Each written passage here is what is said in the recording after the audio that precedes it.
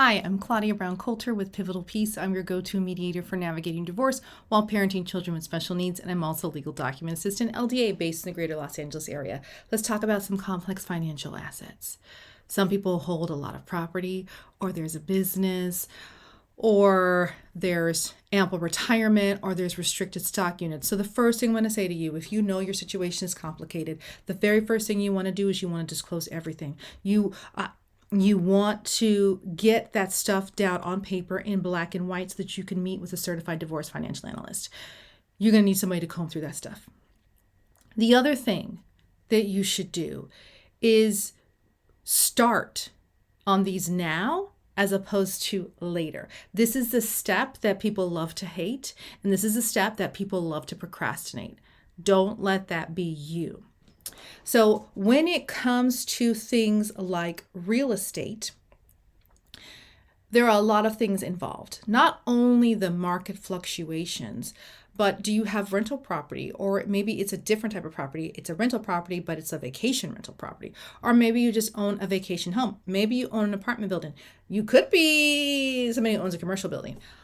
All of these things have fluctuations in income, and there's losses that people take on these properties as well.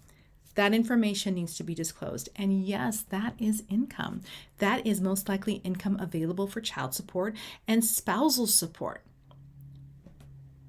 You need to disclose it. The other thing for businesses, sometimes people have a business that's profitable and sometimes they don't. And whether it's profitable or not, if it's bringing in any sort of money, the spouse who maybe is not as involved in it might think you are flushed with cash. And they might demand a business valuation. I've seen this happen lots of times, and it's like, but that's $15,000, $20,000 to get the business valuated. Do you have that kind of cash flow? You might need to open up your books to your spouse. So these are things you need to be thinking about. Is our business need to be valued? Does my spouse have the tax returns to really know what this business is worth? All of these things. That's complicated. Most CDFAs don't do that. You've got to go to a different person. It could be worth it though. It could be worth it. Sometimes you have retirement accounts. Like if you have an IRA, that's simple. You can roll it over into another IRA for your spouse. But if you've got a pension or a 401k, that's not simple. You need a quadro. And that's an extra step.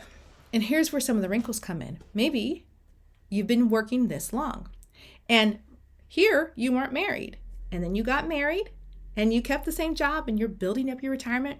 And then here your marriage fell apart, and while you're still married, you're separated. And so then here, you're still working the same job. Your spouse is not entitled to all of your retirement that you've earned. They're only entitled to half of your retirement that you've earned during your marriage. The other thing is your spouse may not want all of that.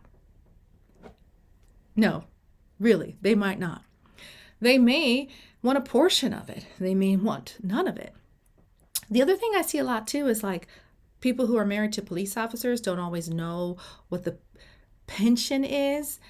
And sometimes there's confusion around that. This is where a CDFA can really help you kind of see, okay, what's this snapshot right here during the marriage that person is entitled to. This is really important. I've also seen really good CDFAs who are so good that sometimes you don't actually have to go to a mediator because they've made things very, very clear. You need to know that sometimes people hide assets, sometimes people hide debts. Disclose everything, right? You're getting a divorce anyway. It's so easy to hold on to something like this, like you're a little kid, right? It's mine. I'm not going to let it go. I'm not going to let it go. But this is the fastest way to actually lose something. You have to have an open hand. And this means with this open hand, with this full disclosure, that your spouse may take something. They might, right? But this is a different energy from this. And this is not going to create growth. This is going to create growth. So even if they take something that they're legally entitled to, this that you have left, you're still going to grow and multiply. So this is about honesty.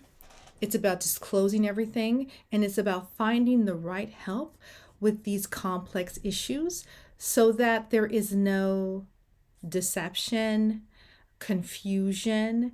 And when there is confusion, that delays a divorce as well. You want to do everything you can. You have the information at hand. Don't stall. Don't wait a year or two to fumble your way through a divorce. I know that this is not easy. I know this is uncomfortable. My best piece of advice for you is for your next marriage, get a prenup. Prenups are sexy, right? Prenup is not planning for a divorce. Everybody in the state of California has a prenup. It's called the law. And this is why your spouse can take half of this.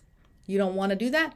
Next time, have a prenup. But for these complex assets right now, don't hide them.